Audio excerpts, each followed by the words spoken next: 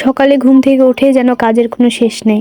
গ্রামের সংসার জীবন এমনই হয়। তো আসসালামু আলাইকুম, আশা করি সকলে ভালো আছেন। আমি সন্ধ্যার নতুন ব্লগ নিয়ে আপনাদের সাথে আবার চলে আসলাম। তো সকালবেলা ঘুম থেকে উঠেই ব্রাশ ট্রাশ না করে রান্নার জন্য প্রস্তুতি। আমরা তো গ্রামে বসবাস করি, তো আমাদের রান্না বাড়াটাই আগে। আর এখন শীতের রাত, অনেক বড় রাত। তো সকালে উঠেই ক্ষুধা লেগে যায়, তো কি আর করব, সব কিছু সামলে সুমলে আবার রান্না করতে চলে আসলাম। গরু ছাগল বের করে হাঁস মুরগিকে খেতে দিয়ে আবার রান্নার জন্য প্রস্তুত নিলাম। তো সকালবেলা একটু পরে আবার ভাত রান্না করতে হবে। তো সকালে রান্না করতে করতে 10টা 11টা বেজে যায়। তার জন্য সকালে আবার রুটি করতে লাগলাম।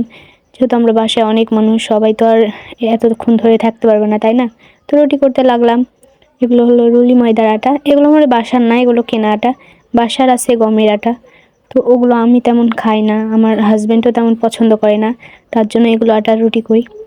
তো আমরা রুটি তেমন পছন্দ করি না, তবুও খেতে হয়। আসলে সংসার জীবন এটাই, একবার রুটি একবার ভাত, নিজের যাই পছন্দ হোক না কেন তাও তো খেতেই হবে, তাই না?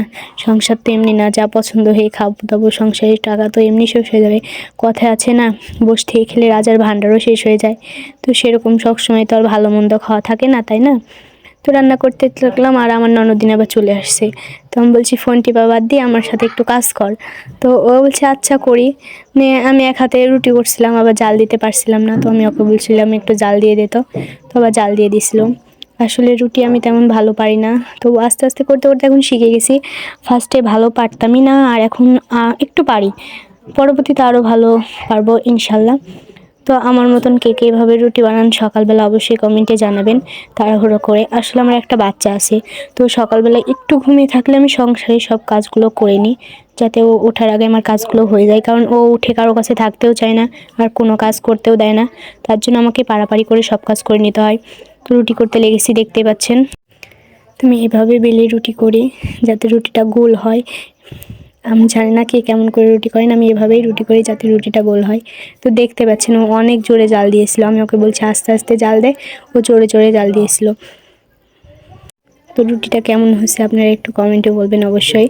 আমি রুটিটা সেমন ভালো করতে পারি না, তবু যত সম্ভব চেষ্টা করি যেন ভালো হওয়ার, সবার যেন পছন্দ হয়। আসলে সংসারে মেয়েদের কিন্তু সব দিকে খেয়াল রাখতে হয়। একটা রান্না করলেও চারিদিক ভাবতে হয় যে কেমন হবে, কে খেয়ে কী বলবে। তো সেভাবে আমরা রান্না করি। কেউ যেন কোনো কিছু খুঁত ধরতে পারে না। আসলে সংসার জীবনে মেয়েদের কিন্তু অনেক দোষ। একটু থেকে একটু 19 থেকে 20 হলে, চুন থেকে পান হলে, মানে অনেক দোষ মেয়েদের। এটা শুধু মেয়েরাই বুঝবে যে সংসারে কত ঝামেলা। দেখতেই পাচ্ছেন ও অনেক জোরে জাল দিয়েছিল, আর এদিকে আমি হলো যে রুটিটাও তুলতে সময় হয়ে গেছিলো, তার জন্য তুলতে পারিনি। পাড়াপাড়ি করে তো আমার রুটিটা পুড়ে গেছিলো। তো প্রথম রুটি পুড়ে গেল, কপালটাই খারাপ। অনেক জলদি তাড়াতাড়ি করছি। আমার শ্বশুর আব্বা এসে আবার ভাতও খাবে, তার জন্য আমাকে রুটি করার পর ভাত করতে হবে। আসলে অনেকজন বাসায় থাকলে একজন এটা খাবে, আরেকজন ওটা খাবে, সবার জন্য করতে লেগে কিন্তু সময় শেষ। এখন সংসারের জন্য করতে করতে নিজের ঘরেই টাইম পায় না। আর এখন বাচ্চা নিয়ে তো আরোই সময় পায় না। সকালেরটা খাই 12টায়, দুপুরেরটা খাই 3টায়। জীবন এরকম হয়ে গেছে, রাতেরটা বা ঘুমানোর পর। মেয়েদের সংসার জীবন এমনই হয় আসলে। তো কষ্ট করে সংসার করলে কিন্তু সুখ মিলে। রান্না করছি, তারপরও চারিদিকে খেয়াল রাখছি যে কোথায় কি করা লাগবে। হাঁস মুরগি বারবার আসছে। আসলে আমাদের বাসাটা একটা বাসার মধ্যে অনেকজন, তো অনেক ছাগল, অনেক মুরগি, তো অনেক জ্বালাতন করে। রান্নার সময়ও আরাম নেই, এখান থেকে ওখানে গেলেই কিন্তু হাঁস মুরগি আমাদের রান্নাঘরে ঢুকে পড়ে। আসলে একসাথে অনেক। আজকের ভিডিও এতটুকু পর্যন্ত, আশা করি সকলের কাছে ভালো লাগে। আল্লাহ হাফিজ সবাইকে।